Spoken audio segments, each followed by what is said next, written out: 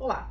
Então, nessa aula eu vou falar brevemente sobre o que são essas curvas cônicas e as superfícies quádricas que nós vamos estudar a partir da aula de hoje. Bom, então, para a gente poder entender como é que essas curvas aparecem dentro do contexto da geometria analítica, a gente pode pensar um pouquinho sobre o que a gente já estudou até agora. Então, a gente começamos estudando o plano R2, né? Coordenadas no plano. O que a gente viu lá no R2? A gente viu que a gente pode definir pontos no plano cartesiano e que todo ponto no plano tem coordenadas x e y, definido por um par-ordenado x e y. Nós também vimos que a gente pode caracterizar retas no plano cartesiano, ou através de uma equação chamada de equação geral, que depende de x e y e é escrita dessa forma, ou então através de uma equação reduzida, onde a gente tem o coeficiente angular e o coeficiente linear, que tem interpretações geométricas, né, quando a gente vai desenhar essa reta no plano. Então, como é que a gente pode estender esses conceitos e aí a gente vai ganhar um outro tipo de curva no plano, um outro tipo de conjunto de pontos no plano? A reta, ela é um objeto unidimensional, certo? Então, é um conjunto de pontos, né, que tem uma determinada direção limitada ao R2. O que a gente pode pensar é que uma reta, ela é definida quando eu tenho uma equação que depende de x e y e eu tenho uma equação linear em x e y. O que significa isso? Significa que as potências de x e y nessa equação são igual a 1. O que aconteceria se ao invés de eu trabalhar com uma equação em x e y com potência 1, eu tivesse, portanto, uma equação um pouco mais complexa, digamos assim, onde eu tenha x e y elevados ao quadrado. Eventualmente eu posso ter algum número na frente do x e y multiplicando esses dois parâmetros. Então o que a gente está fazendo é como se fosse uma forma, de alguma forma, estendendo a equação da reta, que era uma equação linear, uma equação de grau 1, agora para uma equação um pouquinho mais complexa, uma equação de grau 2. Nessa equação quadrática, eu posso eventualmente ter um termo que misture x e y, isso pode acontecer. Eu posso ter mais um termo que tenha só x, mais um termo que tenha só y e um termo constante igual a zero. Então, o que eu tenho é uma equação um pouco mais generalizada, um pouco mais complexa do que a equação da minha reta.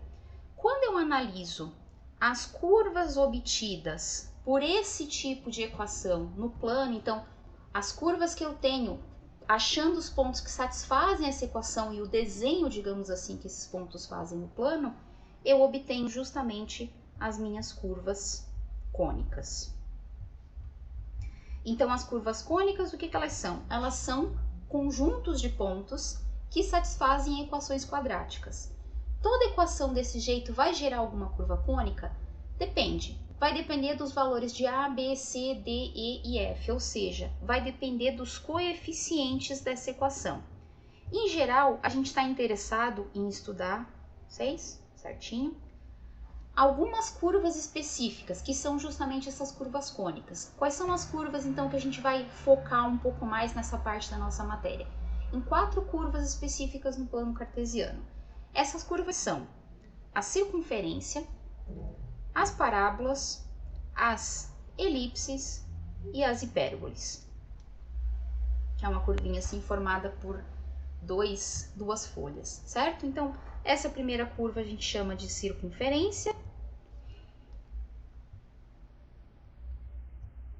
Acho que vai ficar uma em cima da outra.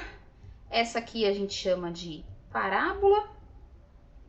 Essa a gente chama de elipse, é o nome, né, dessa curva, as elipses. E essa aqui, então, é a hipérbole. A gente vai ver, quando a gente falar mais especificamente de cada uma dessas curvas, que existem elipses que são mais achatadas na vertical do que na horizontal. Eu poderia ter uma hipérbole com uma parte para cima e uma parte para baixo. A gente tem variações desses objetos. Mas o importante é a gente lembrar que a gente está interessado em estudar curvas cônicas, que são essas 4 curvas possíveis, certo? Então, de onde que vem esse nome? Por que essas curvas são chamadas de curvas cônicas? O que tem esse cônica no nome dessas curvas? Então, o que essas curvas são? São conjuntos de pontos que satisfazem uma equação quadrática. Ok. Por que elas recebem o nome de curvas cônicas?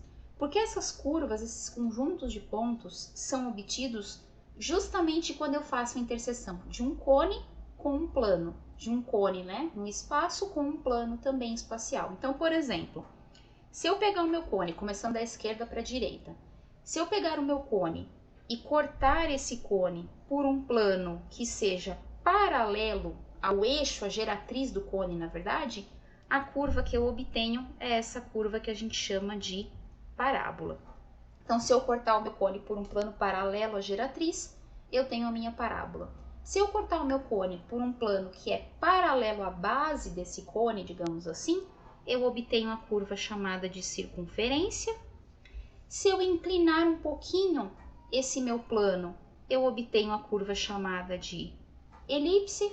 E se eu colocar esse plano na vertical, paralelo ao eixo do cone, perdão, agora sim, paralelo ao eixo do cone, o eixo seria essa reta que passa bem no meio aí do nosso cone, a gente obtém essa curva chamada de hipérbole. Então aqui é o caso onde eu tenho uma folha da hipérbole virada para cima e a outra virada para baixo. Então essas curvas recebem esse nome justamente porque elas são obtidas como interseção de um cone com um plano. Cada uma dessas curvas tem um formato específico dessa equação quadrática e nas próximas aulas então a gente vai estudar mais especificamente como determinar e como caracterizar cada uma dessas curvas cônicas. Agora, a gente vai falar um pouquinho sobre quádricas. Então eu vou seguir o mesmo raciocínio. Vamos imaginar que agora a gente está no R3, certo? No R3, nós estudamos pontos, mais uma vez. Vimos que todo ponto no R3 é caracterizado por um trio ordenado de coordenadas. Estudamos retas no R3. Vimos que toda reta no R3 pode ser caracterizada por vários tipos de equação, mas a equação que não depende de nenhum parâmetro, que relaciona essas três coordenadas x, y, z, é chamada de equação reduzida das retas.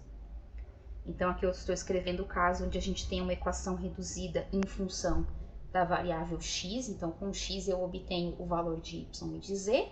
E nós também estudamos planos. E vimos que todo plano no espaço pode ser escrito como uma equação geral dessa forma.